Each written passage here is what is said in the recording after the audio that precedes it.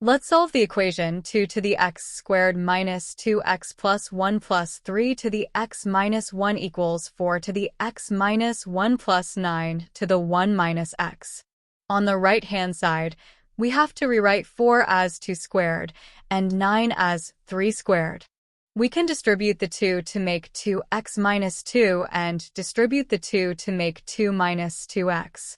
Now we have 2 to the x squared minus 2x plus 1 and 2 to the 2x minus 2. The bases are the same, so we can equate the exponents. This gives us the equation x squared minus 2x plus 1 equals 2x minus 2. This gives us the equation x squared minus 4x plus 3 equals 0 once we gather all the terms on the left. We can factor to make x minus 1 times x minus 3.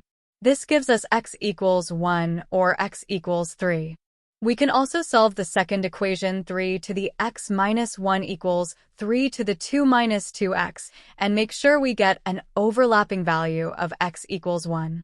Setting x minus 1 equal to 2 minus 2x, we get a relatively simple linear equation, and solving for x gives us x equals 1 also.